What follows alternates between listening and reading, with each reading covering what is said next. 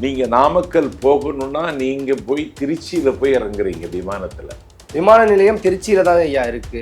அதான் கேட்டேன். விமான நிலையம் சேலத்துல இருக்கு. திருச்சியிலிருந்து மண்ணச்சநல்லூர், முசிறி, தொட்டியம், காட்டுப்புத்தூர் தாண்டி நாமக்கல் போவது விட சேலத்தில் இறங்கி நாமக்கலுக்கு அரை மணி நேரத்தில் போயிடலாம்.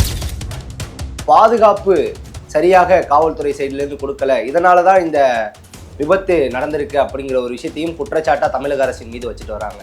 தம்பி விஜய் அவர்களே கரூர் கூட்டத்தில் பேசுவதற்கு ஆரம்பிக்கும் பொழுது என்னை பாதுகாப்பாக கொண்டு வந்து இந்த இடத்திற்கு கொண்டு வந்து சேர்த்த காவல்துறைக்கு நன்றி தெரிவித்துக் கொள்கிறேன் தான் அவருக்கு பேச்சே ஆரம்பிக்கிறார். முடிக்கும் போது கவனித்தீர்களா என்னன்னு தெரியல, முடிக்கும் போது ஒரு விஷயம் சொல்லிதான் முடிக்கிறார். காவல்துறை உங்கள் கைகள் என்ன கட்டப்பட்டுள்ளதா, மக்களே எஜமானர்கள் அப்படிங்கிற ஒரு விஷயத்தை முன் வச்சார். காவல்துறை தன்னுடைய கடமையை முறையாக செய்திருக்கிறது. நீங்க 10,000 பேர் வருவீங்கன்னு சொன்னீங்க, நீங்க 27,000 பேர் வந்துட்டீங்க. 10,000 பேரை பாதுகாப்பதற்கான எல்லா ஏற்பாடுகளையும் திட்டமிட்டு செய்துட்டாங்க. 27,000 பேர் வந்துட்டீங்க, பெரிய இது இல்லை. அந்த 27,000 பேரை சந்திப்பதற்கு குறித்த நேரத்துக்கு வரணுங்கிற திட்டமே இல்லையே தம்பி விஜய்கிட்ட. அதிகாரத்தில் இருக்கிற கட்சி திமுக, அவங்க எங்கே வேணாலும் கூட்டம் நடத்த முடியும். ஆனால் எங்கே நடத்தினாங்க தெரியுமா? செப்டம்பர் 17 நிகழ்ச்சி கோடாங்கிப்பட்டியில் நடத்தினாங்க. கரூர்லேருந்து 15 கிலோமீட்டருக்கு அந்த பக்கம் இருக்க கோடாங்கிப்பட்டி அங்கே நடத்துகிறாங்க. ஏன்னா பொதுமக்களுக்கு எந்த விதமான இடையூறும் வந்துவிடக்கூடாதுங்கிற கரிசனமும் கவலையும் திமுக தலைமைக்கு இருந்தது. குழந்தைகள், முதியவர்கள் வர வேண்டாம்னு விஜய் சொன்னார்ல, சொல்லியிருக்காரு. வர்றாங்கல்ல, அவங்கள அந்த இடத்திலே அப்புறப்படுத்துவதற்கு நீ ஆட்களை நியமிக்கல. எத்தனை மணிக்கு வர வேண்டியவர் எத்தனை மணிக்கு வந்தார், யாரோ ஏதோ செருப்பு வீசுறாங்க, எல்லாமே போய் மின்சாரம் துண்டிக்க. சார் வீடியோ இருக்கு சார், விஜய் அவர்கள் மீது செருப்பு வீசப்பட்ட வீடியோ இருக்கு. மின்சாரம் அது அப்படி வீசினாலும் ஒரு தடவை வீசி இருப்பான். அப்ப திமுகவினர் உள்ள இருந்திருக்காங்க. இல்ல ஒரு தான் வீசி இருப்பான். முதல்ல ஒரு கூட்டத்தில் எப்படி சார் ஒரு கட்சியோட தொண்டன் எப்படி சார் ஒரு தலைவர் மீது செருப்பு வீசுவான்? சட்டைகள்ல கத்தியால் கீறப்பட்டுள்ளது அப்படிங்கிற ஒரு குற்றச்சாட்டையும் முன்வைக்கிறாங்க சார். சட்டை இல்லையா? ஆமா, கத்தியால கூட இருந்த தொண்டர்களை கீறப்பட்டது அப்படிங்கிற ஒரு குற்றச்சாட்டை வைக்கிறாங்க. இதற்கு பின்னாடி செந்தில் பாலாஜியோட சதி இருக்கு அப்படிங்கிற ஒரு விஷயத்தை சொல்றாங்க. கிடையாது, செந்தில் பாலாஜிக்கு அந்த மாதிரி ஈனத்தனமான காரியங்களை அவர் ஈடுபட மாட்டார்.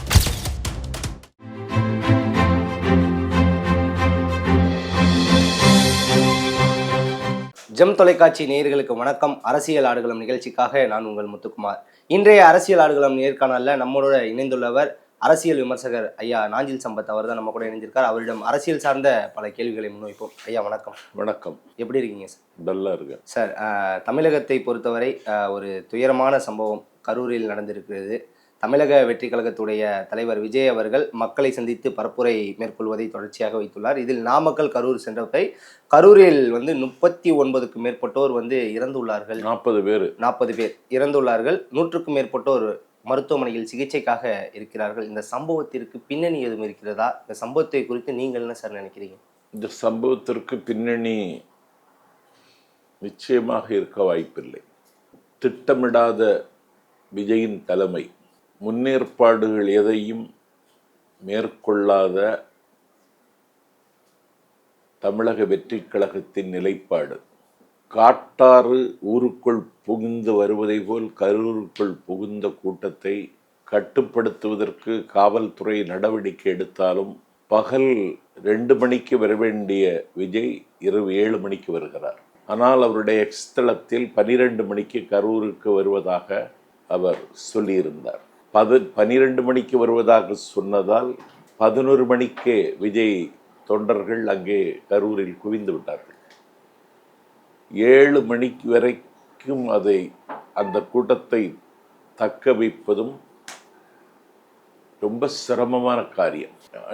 உண்பதற்கு உணவில்லை, குடிப்பதற்கு தண்ணீர் இல்லை. இந்த வேல்சாமி புறத்தில் இவர்கள் ஆக்கிரமித்து கொண்டதனால் கடை வியாபாரிகள் எல்லாம் கடை அடைத்து விட்டார்கள். ஆகவே ஒரு கட்சியினுடைய ஊர்வலம் என்றால் கடை திறந்திருக்க வேண்டும். ஆகவே இந்த கூட்டத்திற்கு பின்னால் மக்களுக்கே ஒரு அச்சம் வந்ததனால் கடை அடைத்து விட்டார்கள். அதனால விஜயனுடைய தலைமை பண்பு இதிலே அப்பட்டமாக இன்றைக்கு அம்பலமாகி இருக்கிறது. இதை எப்படி அவர் மீண்டு கொண்டு வரப் போகிறார் என்கிற இதை யோசித்தால் விஜயிடத்தில் அப்படி ஏதாவது தீர்வு இருக்கிறதா என்றும் எனக்கு தெரியவில்லை. சார், நிறைய பேர் சொல்லக்கூடிய ஒரு விஷயம், குற்றச்சாட்டு என்ன என்றால், அவர்கள் குறுகிய ஒரு இடத்தை, அதாவது நெருக்கடி உள்ள ஒரு இடத்தை கொடுத்திருக்கிறார்கள், பாதுகாப்பு சரியாக காவல்துறை சைட்லேருந்து கொடுக்கல, இதனால தான் இந்த விபத்து நடந்திருக்கு அப்படிங்கிற ஒரு விஷயத்தையும் குற்றச்சாட்டா தமிழக அரசின் மீது வச்சுட்டு வராங்க. தம்பி விஜய் அவர்களே கரூர் கூட்டத்தில் பேசுவதற்கு ஆரம்பிக்கும் பொழுதே என்னை பாதுகாப்பாக கொண்டு வந்து இந்த இடத்திற்கு கொண்டு வந்து சேர்த்த காவல்துறைக்கு நன்றி தெரிவித்துக் கொள்கிறேன் தான் அவருக்கு பேச்சே ஆரம்பிக்கிறார். முடிக்கும் போது கவனித்தீர்களா என்னன்னு தெரியல, முடிக்கும் போது ஒரு விஷயம் சொல்லிதான் முடிக்கிறார். காவல்துறை உங்கள் கைகள் என்ன கட்டப்பட்டுள்ளதா, மக்களே வந்து எஜமானர்கள் அப்படிங்கிற ஒரு விஷயத்தை வந்து முன் வச்சார். மக்களே தான் எஜமானர்கள். காவல்துறை தன்னுடைய கடமையை முறையாக செய்திருக்கிறது. தாவேக்கா என்கிற கட்சி கடமை தவறிய கட்சி. தாவேக்கா என்கிற கட்சி கண்ணியம் இழந்தவர்களின் கட்சி. தாவேக்கா என்கிற கட்சி கட்டுப்பாடு இல்லாத கட்சி என்பது இப்போது நிரூபணமாகி இருக்கிறது. சார், அங்க உள்ள தொண்டர்கள் பலர் அந்த களத்துல வந்து மீண்ட ஒரு சிலர் வந்து சொன்ன பேட்டியில சொல்லக்கூடிய ஒரு விஷயம் என்றால், அங்க காவல்துறை பாதுகாப்பிற்கே இல்லை, வாகனங்களில் காவல்துறை அமர்ந்திருந்தார்கள், பாதுகாப்பிற்கு காவல்துறை இல்லை அப்படிங்கிற ஒரு குற்றச்சாட்டை முன்வைக்கிறாங்க. இதை எப்படி பாக்குறீங்க? இதெல்லாம் தவறான தகவல். ஏன்னா காவல்துறை உரிய பாதுகாப்பு கொடுத்தது. ஒரு 8:45 மணிக்குத்தான் அவர் சென்னையிலிருந்து புறப்படுகிறார் விமானத்தில். ஆனால் 10 மணிக்கு அவர் நாமக்கல்ல பேசணும். சரி, அதுலயாவது அவர்களுக்கு திட்டமிடல் இருக்கிறதா? நீங்க நாமக்கல் போகணும்னா நீங்க போய் திருச்சியில போய் இறங்குறீங்க விமானத்துல. விமான நிலையம் திருச்சியில தான் ஐயா இருக்கு. அதான் கேட்டேன். விமான நிலையம் சேலத்துல இருக்கு. திருச்சியிலிருந்து மண்ணச்சநல்லூர், முசிறி, தொட்டியம், காட்டுப்புத்தூர் தாண்டி நாமக்கல் போவதை விட சேலத்தில் இறங்கி நாமக்கலுக்கு அரை மணி நேரத்தில் போயிடலாம். இந்த குறைந்தபட்ச அறிவு கூட அந்த கட்சியில் இருக்கிறவங்க இல்லையேங்கிறது நினைச்சா எனக்கு ரொம்ப வலிக்குது. அதனால திட்டமிட தெரியல, அதை தன்னை வெளிப்படுத்த வேண்டும் என்கிற வெறியும் அரசியலையும் சினிமாவாக மடை மாற்றுகிற முட்டாள்தனமும் தான் நடந்திருக்கே தவிர அவர் எந்த ஊர்லயாவது பிரச்சனைகளை பேசுகிறாருன்னா அதுவும் கிடையாது. திராவிட முன்னேற்ற கழகத்தை விமர்சிப்பதற்கு இருக்கிற உரிமையை நாஞ்சில் சம்பத் மறுக்கவில்லை. இந்த விமர்சனத்தை திராவிட முன்னேற்ற கழகம் எதிர்கொள்ளும். Right to differ, right to criticise. ஆனால் நாமக்கல்ல என்ன பிரச்சனை? 4.5 லட்சம் முட்டைகள் அமெரிக்காவுக்கு ஏற்றுமதி ஆக முடியாமல் இன்றைக்கு, அதை விட கிட்டணி திருட்டு அப்படிங்கிற ஒரு விஷயம், அதெல்லாம் பிரச்சனை. இன்னைக்கு நாமக்கல்ல 4.5 லட்சம் முட்டைகள் உற்பத்தி செய்யப்பட்ட முட்டைகள் அமெரிக்கா வர்த்தக போர் தொடங்கியதற்கு பிறகு முட்டை ஏற்றுமதி செய்யப்படவில்லை. கோழிப்பண்ணையை நிர்வகிக்கிறவர்கள் சொல்லுணாத துயரத்திற்கு ஆளாகி இருக்கிறார்கள். கோழிப்பண்ணையிலே ஊழியம் செய்யக்கூடிய ஊழியர்களுக்கு சம்பளம் கொடுக்க முடியவில்லை. நாமக்கலே ஸ்தம்பித்து கிடக்கிறது. தமிழ்நாட்டில் லாரி பஸ்ஸுக்கு பாடி கட்டும் தொழிலுக்கு தமிழ்நாட்டில் முக்கியமான இடம் நாமக்கல். அந்த நாமக்கல்ல அந்த தொழிலுக்கு இன்றைக்கு ஒரு பெரிய தேக்கம் ஏற்பட்டிருக்கிறது. இன்னொரு உண்மை சொல்லவா? HIV நோயாளிகள் அதிகம் இருக்கிற ஊர் நாமக்கல். அதுக்கு என்ன காரணம்? இதற்கு என்ன தடுப்பு நடவடிக்கை, என்ன செய்யலாம்? இது பற்றியெல்லாம் அவர் எதுவுமே பேசல. இதெல்லாம் வந்து நம்ம ஆளுகின்ற ஆளுங்கட்சியே பேசாத போது அரசியலில் புது கட்சியை ஆளுங்கட்சி அதை தவிர்க்கத்தான் நடவடிக்கை எடுக்கும். எடுத்துட்டு தான் இருக்காங்க. ஆளுங்கட்சி அதை தவிர்ப்பதற்கு என்னெல்லாம் செய்ய வேண்டுமோ நோய் தடுப்புக்கு மருந்து கொடுக்கிறார்கள். நோய்களை கட்டுப்படுத்துவதில் தமிழ்நாடு அரசு இயங்குவது மாதிரி, அதிலும் நம்முடைய அமைச்சர் மாசு இயங்குவது மாதிரி ஒரு அமைச்சர் இதுவரைக்கும் இயங்கலை. அதனால அரசு செய்ய வேண்டிய கடமை அரசு செய்து கொண்டுதான் இருக்கிறது. அரசு செய்து கொண்டிருந்த கடமைகள் கரெக்டாக இருந்தால் எப்படி அங்க பிரச்சனைகள் இன்னும் இருந்து கொண்டுதான் இருக்கிறது? நாமக்கல்லை பொறுத்தவரை பிரச்சனை இருக்கத்தான் செய்யும். அதைத்தான் நீ பகிர்ந்திருக்கணும். நீ நாமக்கல்ல போய் நின்றுட்டு அதைத்தான் பகிர்ந்திருக்கணும். அந்த மக்களுக்கு துயரத்தை நீ வெளிப்படுத்தி இருக்கணும். அப்போ அவங்களுக்கு ஒரு ஆறுதல் கிடைச்சிருக்கும். நீங்கள் அந்த பிரச்சனை ஒன்றும் செய்யலை. அது மாதிரி விசைத்தறிக்கு பெயர் பெற்ற இடம் கரூர்.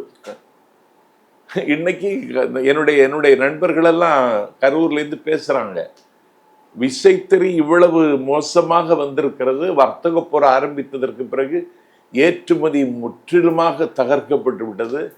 ஒரு 4 பெட்ஷீட் வாங்கணும்னா கூட நாஞ்சில் சம்பத்து கரூர்லேருந்து தான் நான் வாங்குவேன். இப்போ என்னுடைய தம்பியினுடைய மகனுடைய வீடு திறப்பு விழா நடந்தது. தந்தை பெரியாரின் தன்மான கொள்கையின் மீது ஈடுபாடு வைத்திருக்கிற என்னுடைய ஆறுயிர் தம்பி வாய்மேடு அதிகமான இடத்துல ஒரு 4 பெட்ஷீட் அனுப்பி தருவியா, உனக்கு காசு நான் போட்டு விடுறேன்னு சொல்லி, நான் இப்போ ஒரு 4 பெட்ஷீட்னா பெட்ஷீட்டு மாதிரி இல்லை, அது ஒரு மெத்தை மாதிரி இருக்கும். அதெல்லாம் தயாரிக்கிற இடம். அந்த துணியில என்னெல்லாம் வெளிநாட்டுக்கு ஏற்றுமதி செய்யக்கூடிய தகுதியான நுட்பமான பணிகளெல்லாம் நடைபெறுகிற இடம் கரூர். அதை பற்றியெல்லாம் அவர் எதுவுமே சொல்லலை. திமுக அரசின் மீது பழி போடுவது மட்டும்தான் அவரது நோக்கமே தவிர வேற எந்த நோக்கமும் அவருக்கு இல்லை. இந்த வந்திருந்த தொண்டர்களை பாதுகாப்பாக திருப்பி அனுப்ப வேண்டும் என்று சொல்லக்கூடிய பொறுப்புணர்வு கூட இல்லை விஜய்கிட்ட. சார், கரூரை பொறுத்தவரை முப்பெரும் விழா, திராவிட முன்னேற்ற கழகத்துடைய முப்பெரும் விழா நடந்துச்சுங்க இல்லையா? அதுக்கு போட்டுள்ள காவல் பாதுகாப்பு அப்படிங்கிற ஒரு விஷயத்த தாண்டி இந்த ஒரு விஷயத்துக்கு பாதுகாப்பு அந்த அளவு கொடுக்கல அப்படின்னு சொல்லிட்டு பாரதிய ஜனதா கட்சியோட முன்னாள் மாநில தலைவர் அண்ணாமலை அவர்கள் சொல்லுவார். உங்களுடைய கட்சி மீட்டிங் மாநாடுனா கரெக்டான பாதுகாப்பு காவல்துறையை அனுப்பக்கூடிய திமுக எதிர்கட்சினா ஏன் இப்படி பண்றீங்க அப்படிங்கிற கேள்வியை முன் வச்சிருக்காரு. எத்தனை மணிக்கு பேசணும் சார்? அதுக்கும் விளக்கம் கொடுத்திருக்காரு அண்ணாமலை அவர்கள் விளக்கம் கொடுத்துள்ளார். காவல்துறை செய்து பாருங்க, 10 மணி முதல் 3 மணிலிருந்து 10 மணி முதல் அதிகாரத்தில் இருக்கிற கட்சி திமுக. அவங்க எங்க வேணாலும் கூட்டம் நடத்த முடியும். ஆனா எங்க நடத்தினாங்க தெரியுமா? செப்டம்பர் 17 நிகழ்ச்சி கோடாங்கிப்பட்டியில நடத்தினாங்க. கரூர்ல இருந்து 15 கிலோமீட்டருக்கு அந்த பக்கம் இருக்கு கோடாங்கிப்பட்டி. அங்க நடத்துறாங்க. ஏன்னா பொதுமக்களுக்கு எந்த விதமான இடையூறும் வந்துவிடக்கூடாதுங்கிற கரிசனமும் கவலையும் திமுக தலைமைக்கு இருந்தது. ஆனால் நடு வழியில் ஒரு பெரிய காரில் வந்து அந்த முண்டி அடித்து கொண்டு முன்னேறுகிற கூட்டத்தை பேசாமல் இருங்கன்னு கூட சொல்லுவதற்கு அவருக்கு முடியலைன்னா, அப்போ இவர் கட்டளை இட்டாலும் அந்த கட்டளை கேட்டுக்கொள்ளுகிற இடத்துல அந்த தொண்டர்கள் இல்லை என்பது தமிழ்நாட்டு அரசியலில் ஆரோக்கியமான போக்கல்ல. நீங்கள் மக்கள் தலைவர் எம்ஜிஆர் பேரையே உச்சரிக்க தகுதி இல்லை உங்களுக்கு. மக்கள் தலைவர் எம்ஜிஆர் ஒரு பெரிய கூட்டத்தில் அவர் சொல்லுகிறார், முதல்ல பெண்களும் குழந்தைகளும் வெளியேறுங்கள் என்று. பெண்களும் குழந்தைகளும் வெளியேறுங்கள், நான் ஒரு செய்தியை சொல்ல வேண்டியது இருக்கு அப்படின்னு சொன்ன உடனே பெண்களும் குழந்தைகளும் வெளியேறிட்டாங்க அந்த கூட்டத்திலேருந்து. அதற்கு பிறகு எம்ஜிஆர் பேச ஆரம்பிக்கிறார், பெண்களும் குழந்தைகளும் வெளியேறி விட்டாங்களா, சரி இனி நீங்களும் வெளியேறலாம். அவர்களை பாதுகாப்பாக அனுப்ப வேண்டும் என்பதற்காகத்தான் அவர்களை முதலில் வெளியேற சொன்னேன், இனி நீங்கள் வெளியேறலாம்னு பொது கூட்டத்தை பார்த்து மக்கள் தலைவர் பேசுகிறாருன்னா அந்த மக்கள் மீது அவருக்கு எவ்வளவு கரிசனம் இருந்து என்பதை இதை காட்டுகிறது. உங்கள்கிட்ட இல்லையே அது. சார், அண்ணாமலை அவர்கள் சொன்ன ஒரு விஷயம், 3 மணிலிருந்து 10 மணி முதல் நம்ம அங்கே வந்து பர்மிஷன் லெட்டர்லேயே வந்து இந்த டைமை வந்து மென்ஷன் பண்ணியிருக்காங்க, அந்த 10 மணிக்குள்ளே எப்போ வேணால் நடக்கலாம் அப்படிங்கிற ஒரு விஷயத்தை வந்து முன்வைக்கிறாரு. நான் என்ன சொல்கிறேன், குழந்தைகள் முதியவர்கள் வர வேண்டாம்னு விஜய் சொன்னார்ல, சொல்லியிருக்காரு. வர்றாங்கல்ல, அவங்கள அந்த இடத்துலயே அப்புறப்படுத்துவதுக்கு நீ ஆட்களை நியமிக்கல, வர வேண்டாம், அதுக்கு நீங்க வரவே கூடாதுன்னு சொல்லி அவங்கள தடுத்து நிறுத்த செய்யல. நீ அங்கேயே தவறு நடந்துடுச்சு. கண்காணிப்பதற்கு என்ன பாருங்க, இப்போ கோடாங்கிப்பட்டியில கூட்டம் திமுக கூட்டம்னு சொன்னா எங்கள் கட்சியினுடைய மாவட்ட செயலாளர்கள் நிர்வாகிகள் தலைநாளை எங்கே போய் பார்ப்பாங்க. எத்தனை மணிக்கு தொடங்குவது, எத்தனை மணிக்கு பேசி முடிப்பது, ஆண்களை எங்கே உட்கார வைக்கிறது, பெண்களை எங்கே உட்கார வைக்கிறது, பத்திரிகையாளர்களை எங்கே உட்கார வைக்கிறது, விஐபிக்களை எங்கே உட்கார வைக்கிறது அப்படின்னு சொல்ல அதுக்கெல்லாம் தனித்தனியாக சேர் போட்டு உட்கார வச்சு ஒரு நிகழ்ச்சி மாதிரி நடத்துவாங்க. இது நிகழ்ச்சி மாதிரி மட்டுமே நடக்கலை. விஜய் என்று சொல்லக்கூடிய ஒரு தனி மனிதனை தமிழ்நாடு தாங்க வேண்டும் என்று அவர் கருதுகிறாரான்னு எனக்கு தெரியல. அவர் மட்டும்தான் பேசுகிறார், வேற யாரும் பேசுறதில்லை.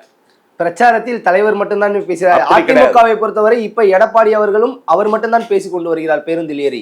அதுவே தப்பு. நான் என்ன சொல்லி இருக்கிறேன், நீங்க அந்த பேருந்துல மதியழகனை ஏத்தி இருக்கணும். எங்க கரூர்ல மாவட்ட செயலாளர் இவர்தான் மதியழகன். மதியழகன் யாருக்கும் தெரியாது. மதியழகன் தான் தாவேகா மாவட்ட செயலாளர்னு அந்த கட்சியில் இருக்கிற ரசிகர்களுக்கே தெரியாது. இவர்தான் மதியழகன். கரூர்ல எங்களுக்கு எங்கள் அமைப்புக்கு மாவட்ட செயலர்னு அறிமுகம் செய்திருக்கணும். இப்ப யார் நிர்வாகின்னே யாருக்கும் தெரியாதுங்க. மதுரையில மாநாடு நடத்தினார். இந்த மாநாட்டில் அந்த கட்சியினுடைய நிர்வாகி என்று அறியப்பட்ட ஆதவ அர்ஜுனா, நிர்மல் குமார், வழக்கறிஞர் அறிவழகன், யாரோ இன்னொரு அம்மா, எல்லாரும் விஜய் பேசும் பொழுது அச்சடித்த பதுமை மாதிரி நின்று கொண்டே இருந்தார்கள். அவங்களுக்கு உட்காருவதற்கு கூட ஒரு நாற்காலி போடலைன்னா இது என்ன மேடை நாகரிகம் இது? சார், இவர் விஜய் அவர்கள் பேசி கொண்டிருக்கும் போது ஆம்புலன்ஸ்கள் உள்ளே வந்ததை நம்மளால பார்க்க முடிஞ்சிச்சு தொலைக்காட்சியில. நிறைய ஆம்புலன்ஸ்கள் குறுக்க வந்தது. ஒரு சிலர் நிறைய மயக்கம் போட்டு விழுந்ததுக்கு அப்புறம் அவங்க தூக்கி கொண்டு போய் செல்லக்கூடிய அந்த ஆம்புலன்ஸில் மருத்துவ அணி கரூர் திமுக அப்படின்னு சொல்லி ஒட்டப்பட்ட பேனர்களும் அதுல ஒட்டப்பட்டிருந்துச்சு. அதே மாதிரி உள்ள நோயாளிகளுக்கு கொடுக்கப்பட்டுள்ள அந்த வாட்டர் பாட்டிலில் செந்தில் பாலாஜி அறக்கட்டளை அப்படிங்கிற ஒரு புகைப்படமும் ஒட்டப்பட்டிருந்தது. இதை ஒரு குற்றச்சாட்டா வைக்கிறாங்க. இது எப்படி குற்றச்சாட்டாகும்? செந்தில் பாலாஜி அறக்கட்டளை இந்த உதவியை செய்திருக்கு, நீ செய்யல, நாங்க செய்யறோம். இதுல என்ன இருக்கு? ஆம்புலன்ஸில் திமுக மருத்துவ அணி கரூர் அப்படின்னு போட்டு வருது சார். இதெல்லாம் முன் ஏற்பாடா அப்படிங்கிற ஒரு குற்றச்சாட்டு கேள்விகளும் ஆபத்து வந்த உடனே ஆம்புலன்ஸ் வந்துச்சு. அந்த பேனர் எப்படி வந்ததுதான் சார் கேள்வி. அந்த பேனர் எப்பொழுதும் அந்த ஆம்புலன்ஸ் இருந்துட்டே இருக்கும் கரூர்ல. அதெல்லாம் செந்தில் பாலாஜி கட்சி கடந்து சபிக்கப்பட்ட மக்களின் கண்ணீரை துடைக்கிற ஒரு கரமாகத்தான் கரூர்ல இருக்கிறார். Okay sir. விஜய் அவர்கள் பேசி முடித்து விட்டு அவர் கரூரில் இருந்து சென்னையை நோக்கி பயணம் வைத்து விட்டார். ஆனால் ஆம்புலன்ஸ் செல்வதற்குள் செந்தில் பாலாஜி அங்கே வந்துள்ளார். அன்பில் பொய்யாமொழி மகேஷ் அவர் வந்துள்ளார். முதலமைச்சர் இரவே சென்றுள்ளார். இதை எப்படி சார் பாக்குறீங்க?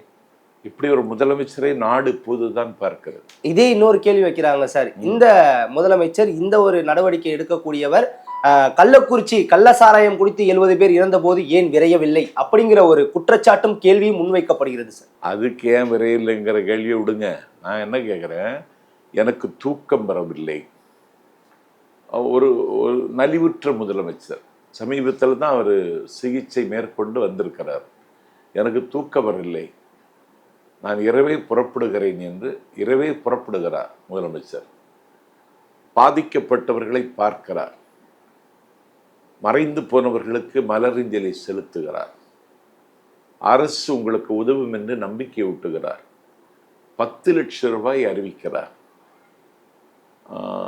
காயமுற்றவர்களுக்கு நிதி அறிவிக்கிறார். நீங்க இந்த அரசு இன்றைக்கு உங்களுக்கு பாதுகாப்பாக இருக்கின்ற ஒவ்வொருவரிடத்திலும் வணக்கத்தோடு சொல்லுகிறார். வெற்றி கொண்டான் ஒரு திமுக பேச்சாளர் இருந்தார். அவர் சொன்னார், எங்க இளவு விழுந்தான்னு நாங்க தானடா அப்படின்னு கேட்டார், பேசுவார். அது மாதிரி அதை செய்ய வேண்டியவர் தம்பி விஜய். ஆனா அது அண்ணன் ஸ்டாலின் செய்தார். விஜய் அவர்களும் நிவாரண நிதி அறிவித்திருக்கிறார். இறந்தவர்கள் குடும்பத்திற்கு 20 லட்சம், காயமற்றவர்கள் குடும்பத்திற்கு 2 லட்சம் நிவாரணம். ஒரு உயிருக்கு ஈடாகுமா? ஈடாகவே செய்யாது. அது கொடுப்பாருன்னு தெரியாது இல்ல, எண்ணுகிறேன்னு தான் சொல்லியிருக்காரு. இதுக்கு முன்ன கொடுத்துருக்கணும்ல, பாதிக்கப்பட்டவர்களை போய் பார்த்துருக்கணும்ல சார். அதே கேள்விதான் சார் முதல்வர் அவர்கள் மீது வைக்கிறவர்கள். இங்க சென்னை மெரினா கடற்கரையில யாரு இது நடந்துச்சு இல்லையா, அப்ப முதல்வர் நடந்துச்சு ஏர்போர்ஸ். ஆமா, அதுல முதலமைச்சரும் அங்கதான் இருக்காரு, துணை முதலமைச்சரும் அங்க இருக்காரு. 5 பேர் இறந்தார்கள். அப்ப இவர்கள் இருவரும் நேரில் இருந்து கூட பார்க்கவில்லை அப்படிங்கிற ஒரு கேள்வியை முன்வைக்கிறாங்க.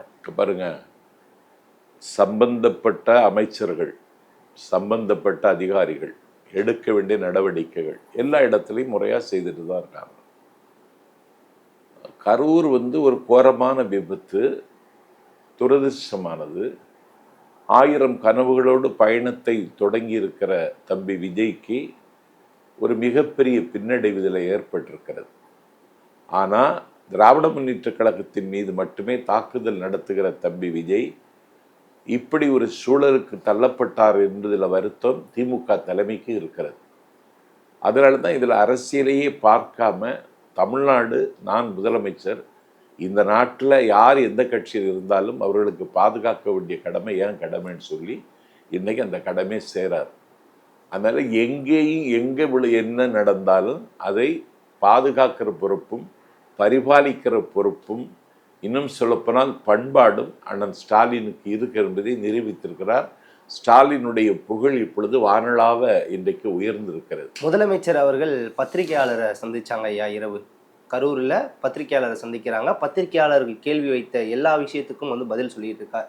ஒரு பத்திரிகையாளர் குரல் எழுப்புகிறார், நீங்க போதுமான பாதுகாப்பு தராததுனால தானே இந்த விபத்து நடந்துச்சுன்னு பேச வந்த முதல்வர் செல்கிறார். இதையெல்லாம் வந்து சமூக வலைதளங்களில் பகிர்ந்துட்டு இருக்காங்க இந்த வீடியோல எல்லாம். இல்லை, அது முதலமைச்சர் பேசுறதுக்கு முன்னாடியே டிஜிபி பேசிட்டார். டிஜிபி பத்திரிகையாளர்களை சந்தித்து எல்லா விபரத்தையும் சொல்லிட்டார். எத்தனை மணிக்கு வர வேண்டியவர், எத்தனை மணிக்கு வந்தார், இந்த இது யாரோ இது செருப்பு வீசுறாங்க, எல்லாமே போய் மின்சாரம் துண்டிக்க. சார் வீடியோ இருக்கு சார், விஜய் அவர்கள் மீது செருப்பு வீசப்பட்ட வீடியோ இருக்கு. மின்சாரம் அது அப்படி வீசினாலும் ஒரு தடவை வீசி இருப்பான். அப்ப திமுக உள்ள இருந்திருக்காங்க. இல்ல ஒரு தடவை வீசி இருப்பான். அதெல்லாம் ஒரு கூட்டத்தில் எப்படி சார் ஒரு கட்சியோட தொண்டன் எப்படி சார் ஒரு தலைவர் மீது செருப்பு வீசுவான்? ஏது கட்சி தொண்டன்? தமிழக வெற்றி கழகத்துடைய தொண்டனே அவன் தலைவன் மீது எப்படி? தமிழக வெற்றி கழக தொண்டன் தான் வீசினான்னு உங்களுக்கு எனக்கு தெரியுமா? அப்ப மாற்று கட்சியினர் உள்ள இருந்திருக்காங்க. அந்த கட்சின்னு யாருக்கு தெரியும்? அதெல்லாம் அதான் விசாரணை கமிஷன் போட்டிருக்கு. விசாரணை கமிஷன் மின்சாரம் துண்டிக்கப்பட்டதுன்னு சொல்லுங்க. மின்சாரம் துண்டிக்கப்படவே இல்லைன்னு இன்னைக்கு அதிகாரி வெளிப்படுத்திட்டாங்க. நீங்க அந்த மின்கம்பத்தில் ஏறினீங்க, அதனால மின்சாரம் துண்டிக்கப்பட்டு அதற்கு பிறகு அவங்களை இறக்கி விட்ட பிறகு உடனடியாக மின் இணைப்பு கொடுக்கப்பட்டதுன்னு அந்த மின்வாரி அதிகாரி அந்த அம்மா சொல்லியிருக்காங்க. சார் ஓய்வு பெற்ற நீதியரசர் அருணா ஜெகதீசனை வந்து நியமனம் பண்ணியிருக்காங்க. இவங்க மூலியமா வந்து விசாரணை நடக்க போகுது அப்படின்னு சொல்லியிருந்தாங்க. இதற்கு முன்னாடி நடக்க போகுது இல்ல, நடக்க தொடங்கியாச்சு சார். இதுக்கு முன்னாடி தூத்துக்குடியில் நடந்த ஸ்டெர்லைட் அதோட விசாரணையும் வந்து இவங்க தான் கவனிச்சாங்க. அதற்கான நீதி இன்னும் வரலையே. எங்க நீதி வரல? ஸ்டெர்லைட் துப்பாக்கி சூட்டுக்கு பின்னணி எதுவுமே சொல்லவில்லை இதுவரையும். ஸ்டெர்லைட் துப்பாக்கி சூட்டுல அந்த அந்த அம்மாவை நியமித்தது எடப்பாடி பழனிசாமி. விசாரணை அறிக்கையை கொடுத்துட்றாங்க. முதலமைச்சர் பார்த்துட்டாரு. ஒரு தண்டனை கொடுக்க வேண்டிய அளவுக்கு அந்த அதிகாரிகள் மீது தண்டனை கொடுக்க வேண்டிய அளவுக்கு ஒன்றும் முகாந்திரம் இல்லைன்னு முதலமைச்சர் கருதி இருப்பார். அதனால் பணியில் தொடருங்க அப்படின்னு ஒரு மன்னித்து கூட விட்டுருக்கலாம். சார் பாஜக முன்னாள் மாநில தலைவர் அண்ணாமலை, அதாவது முன்னாள் IPS அதிகாரி, அவர் சொல்லக்கூடிய விஷயம், அஜித்குமார் ஒருவர் மரணத்திற்கு சிபிஐக்கு மாற்ற தெரிந்த முதல்வர் ஸ்டாலின் அவர்கள் 39க்கும் மேற்பட்ட உயிர்கள் போயிருக்கு, இந்த விசாரணையை தனி கமிஷன் அமைக்காம நீங்க சிபிஐக்கு மாத்தலாமே அப்படிங்கிற ஒரு முன்வைக்கிறார் கோரிக்கை. சிபிஐ என்னைக்கு தான் சார் வருவாங்க? அருணா ஜெகதீஷ விசாரணை ஆரம்பிச்சுட்டாங்க. இப்ப சிபிஐ வேணும்னு சொல்லி இன்னைக்கு தாவேக்கா சார்பில் மதுரை உயர்நீதிமன்றத்தில் இன்னைக்கு வழக்கு தொடுத்து இன்னைக்கு மத்தியானம் 2:15 மணிக்கு எடுக்கிறாங்க. அது நீதிமன்றம் பார்த்துக்கணும். Okay sir. விஜய் அவர்கள் கரூரில் இருந்து திருச்சியை நோக்கி பயணம் செய்துள்ளார். திருச்சியிலிருந்து சென்னைக்கு வந்துள்ளார். மக்கள் அங்க உயிருக்கு போராடும் போது ஒரு தலைவர் இப்படி வந்ததே ஒரு வீட்டுக்கு வந்தது ஒரு குற்றச்சாட்டா வந்து சொல்லிட்டு இருக்காங்க. இதை பத்தி ஒரு மூத்த அரசியல் விமர்சகரா நீங்க என்ன சார் நினைக்கிறீங்க? இல்ல தம்பி, என்ன செய்திருக்கணும்? விஜய் அங்கேயே இருந்திருக்கணும், அந்த மக்களோடு இருந்திருக்கணும். அதுதான் தலைமை பண்புங்கிறது. எந்த மக்கள் என்னை நம்பி வந்தார்களோ அந்த மக்கள் துயரத்தில் விழுந்து கிடக்கிற பொழுது அந்த துயரங்களுக்கு ஆறுதலையும் அந்த துன்பங்களுக்கு விடுதலையையும் பெற்று தருவதற்கு அந்த தலைவர் இருந்தால் அடிபட்டவனுக்கு காயம் ஏற்பட்டாலும் கவலை இருக்காது. அந்த கடமையை கூட செய்யாமல் உடனடியாக புறப்பட்டு சென்னைக்கு வந்தது விஜய் மீது வைக்கப்படுகிற கடுமையான விமர்சனம். இதற்கு என்ன பதிலை அவர் சொல்ல முடியாது. அப்படி ஒரு நிலைமைக்கு தாவேகா கட்சி ஒரு முட்டுச்சந்தில் அவர் கொண்டு வந்து நிறுத்தி விட்டார் என்பதுதான் என்னுடைய கருத்து. சார் இன்னொரு விஷயம், இந்த விவகாரத்தில் பொதுச் செயலாளர் புஷி ஆனந்த், மாவட்ட செயலாளர் மதியழகன், நிர்மல்குமார் போன்ற பல பேர் 4 பேர் மீது வந்து வழக்கு பதிவு செஞ்சுருக்காங்க.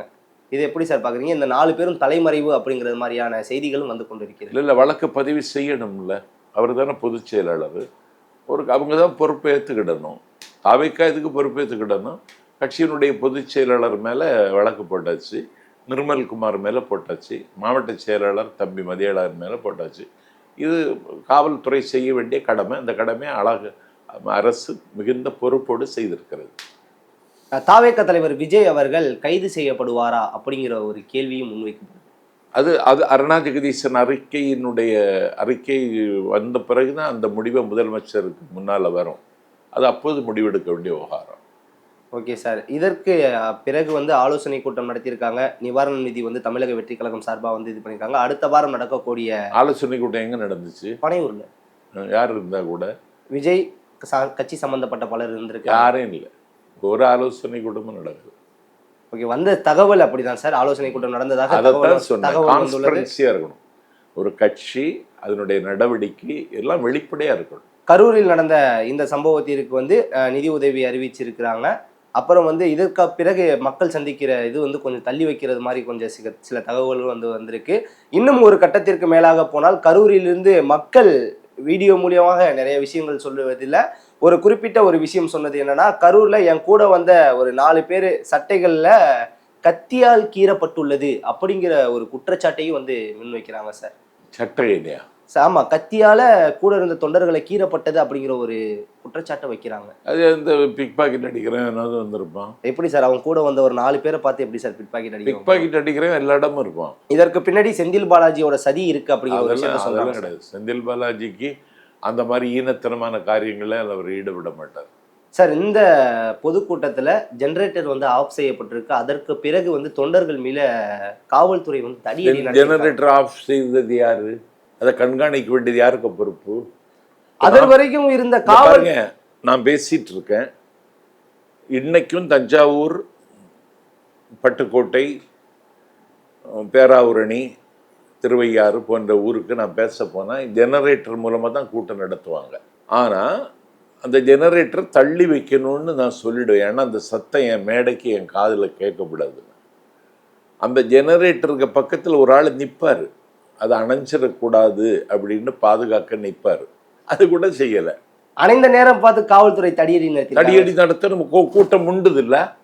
கூட்டம் முண்டி அடித்து முன்னேறுகிற பொழுது கட்டுப்படுத்த காவல்துறை தடியடி நடத்தி தான் கட்டுப்படுத்தணும். வேற என்ன வழி? அவ்வளவு நேரம் பாதுகாப்புக்கு காவல்துறை இல்லைன்னு சொல்றாங்களே. என்னது பாதுகாப்புக்கு காவல்துறை வேன்ல அமர்ந்திருந்த காவல்துறை அந்த நேரத்தில் தடியடி. நீங்க 10,000 பேர் வருவீங்கன்னு சொன்னீங்க. நீங்க 27,000 பேர் வந்துட்டீங்க. 10,000 பேரை பாதுகாப்பதற்கான எல்லா ஏற்பாடுகளையும் திட்டமிட்டு செய்துட்டாங்க. 27,000 பேர் வந்துட்டீங்க. 27,000 பேர் வந்தது கூட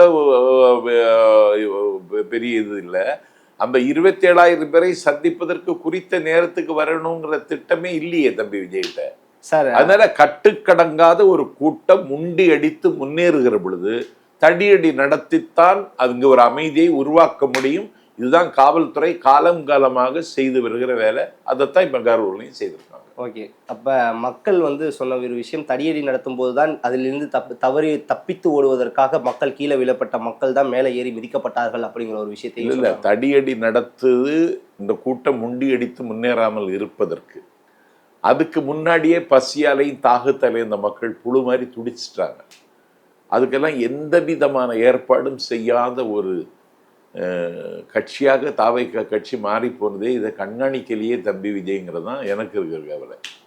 இதற்கு பிறகு நடக்கக்கூடிய மக்கள் சந்திப்புல விஜய் அவர்கள் என்னென்ன மாற்றங்களை செய்யலாம் அப்படிங்கிற ஒரு விஷயத்த நீங்க நினைக்கிறீங்க? இந்த கார்ல பட்டின பிரவேசம் போறதெல்லாம் அவர் தவிர்க்கணும். கேட்டிங்களா? ஒரு மாவட்டத்துக்கு ஒரு கூட்டம் போடணும். பொதுக்கூட்டமாக போடணும். குறிப்பிட்ட நேரத்துக்கு மேடைக்கு வரணும். பொதுக்கூட்டம்னா ஒரு ஆள் தலைவர், அந்த தலைவர் ஒரு ஆள் முன்மொழியணும், அந்த தலைவர் ஒரு ஆள் வழிமொழியணும். அந்த வரவேற்புக்குன்னு அந்த மாவட்ட செயலாளர் வரவேற்புரை பேசணும். அதுக்கப்புறம் நிர்வாகிகள் 4-5 பேர் பேசின பிறகு அந்த தலைவர் பேசினா தான் அந்த கூட்டம் செட்டா. திமுகவில் எல்லாம் வரவேற்பு குழு தலைவர்னு இருப்பார். அவர் தான் எல்லாத்துக்கும் பொறுப்பு. நான் கலந்து கொண்டு 1986 இந்திய எதிர்ப்பு மகாநாட்டில் நான் பாவேந்தர் படத்தை கோவை சிதம்பரம் பூங்காவில் திறந்தவெளி மகாநாட்டில் நான் திறந்து வைக்கிறேன். சின்ன பையன் நான். அப்போ நான் அந்த படத்தை நான் திறந்து வைக்கிற பொழுது வரவேற்பு குழு தலைவர் கண்ணப்பன், அரசியல் 1000 பிறை கண்ட பெருமகன், இந்த சின்ன பையன் என்னை கையை பிடிச்சி அழைச்சிட்டு அந்த படத்துக்கு கிட்ட திரைங்க சம்பத் அப்படின்னு சொல்லி நான் அந்த படத்தை திறந்து வைக்கிறேன். கேட்டிங்களா? இந்த ஃபார்மாலிட்டியெல்லாம் பின்பற்றுவது என்பது ஒரு ஒழுங்கு, ஒரு நேர்த்தி. இது தலைவர் மட்டும் வந்து தாட் பூட்டுன்னு ஏதாவது போட்டு கொட்டிட்டு போனால் அது கூட்டமாகாது, அது கும்பல். கூட்டத்துக்கும் கும்பலுக்கும் நிறைய வித்தியாசம். விஜய்க்கு கூடியது கும்பல், அது கூட்டம் அல்ல. உங்கள் சிறப்பான தகவலுக்கு ரொம்ப நன்றி சார். நன்றி.